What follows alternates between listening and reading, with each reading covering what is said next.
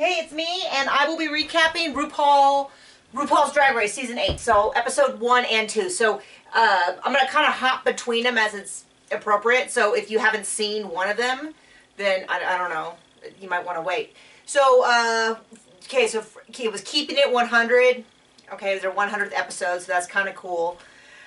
They did something that I thought I was initially kind of like, on, which was to take a bunch of the old challenges and mix them up, and everybody got one of the challenges. So it started off with a Photoshop where we immediately saw Layla.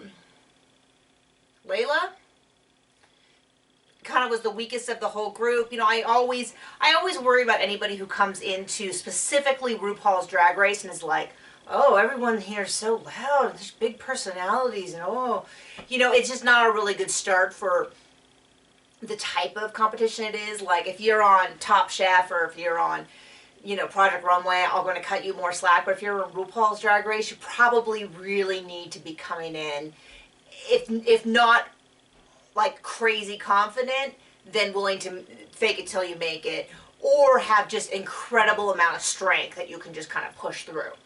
So anyway, so we have them all. I'm not going to get into them all at once. I will say that anybody who watches Project Runway knows Acid Betty just a tiny bit from Project Runway when they did the Drag Queen Challenge, and I always kind of wondered why we never saw those people. Like, I never saw them again, so now we know. Not super impressed with Acid Betty to begin with. Made the comment about during the photo shoot, he was with all the past winners and was like, oh, these wannabe drag queens. And I was like, seriously? Like, yeah, I like at least half of them. I really like Violet Chachki and Tyra.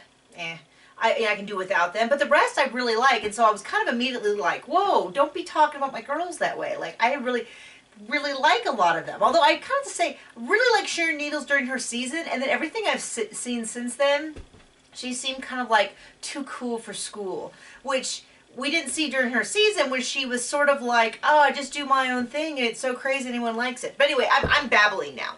So anyway, so I didn't quite like that about Acid Betty, and I'll get into that even more. So they all did they each got a previous challenge. I was really concerned. I was like, this isn't really fair. This is apples and oranges. But everybody actually did really well, and we ended up with Acid Betty in the top for the money challenge, which I didn't really see. Kimchi, who I love, with the hair challenge, which was like a total anime kitty cat. Loved it.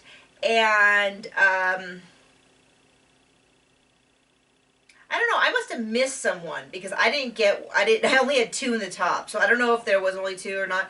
But they did lip sync. Natasha and Layla were in the bottom, and I thought it was just that, you know, lip sync was okay. Is it Natasha? Naysha Lopez went home, which I was totally fine with. Kimchi was our winner. Yay! And Layla stayed in it.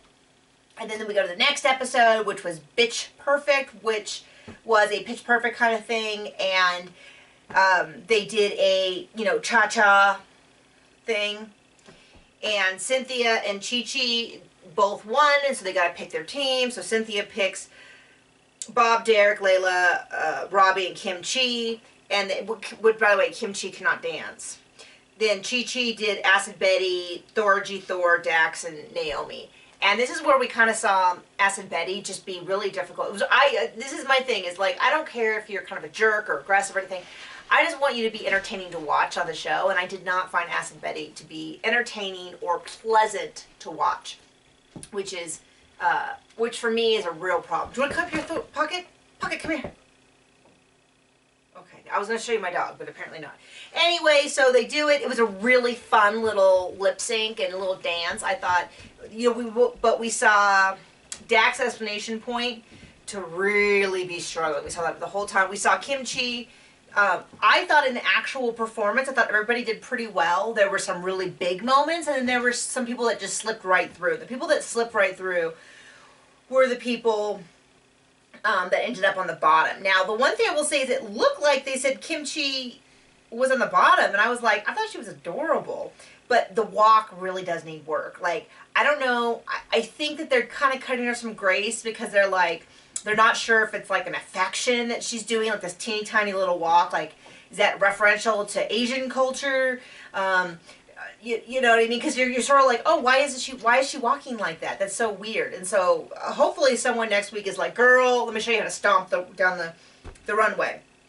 Layla was once again low key. Dax Destination Point.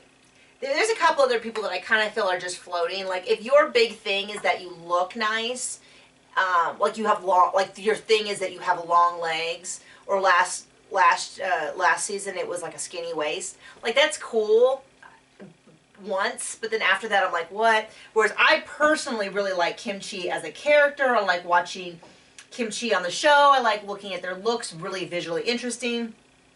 Anyway, we ended up with Acid Betty. Oh wait, hold on. We ended up with Acid Betty on top, who I'm kind of not a fan of. Chi Chi won, and I was a little like, oh, okay. Thor was on top, really liked. And then I guess Kimchi was in the bottom. I guess. I don't really see why, but Layla and Dax were on the bottom. They lip-synced to I Will Survive, which I think was a total setup. I think they knew they were going to eliminate both of them.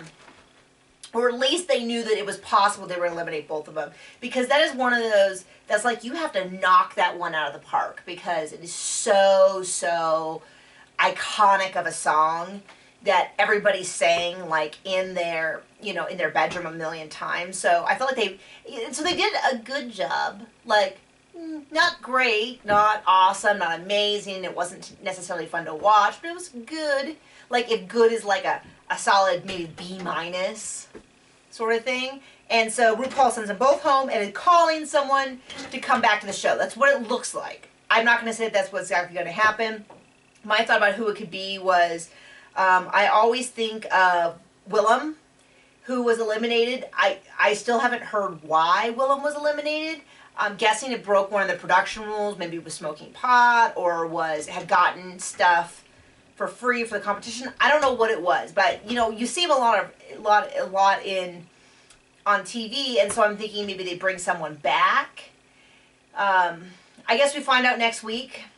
I mean, we know that this was not a surprise. It wasn't like they were so bad we're going to eliminate two, and just this very second I had the idea to invite someone back. They knew that was going to come. They either knew they were going to do a double elimination this episode, a double elimination one episode, double elimination in the first 4 episodes, something like that. Or they were just going to bring someone back. I don't know. So there you go. I will say, people I have my eye on. Kimchi, really like the personality. I think they're fun to watch. Really different, but not different like, let's put on a beard and not wear a wig way, but like in a different, like, wow, that's really cool. Thor, really, I appreciate anybody who does really good interviews, the talking head interviews that can say things, have it be funny, but have it be accurate. So Thor and Kimchi are 2 that I'm watching. I'm also kind of watching Bob the drag queen. Described himself as the funny one. You know, 50-50 on that. I have to kind of see. I wasn't sure how I would feel about Bianca Del Rio. Loved Bianca Del Rio. But like the first episode when they're like, oh, I'm an insult comic, I was like, well, I don't know. So I feel that way about Bob. Like when Bob's like, I'm a comic, I'm like, well, we'll see. We'll see if you're a comic or not. Let me decide. And everybody else is sort of coasting for me. We will see where the rest of them come out. Anyway, hit me up. Tell me who you are rooting for and who are your early standouts.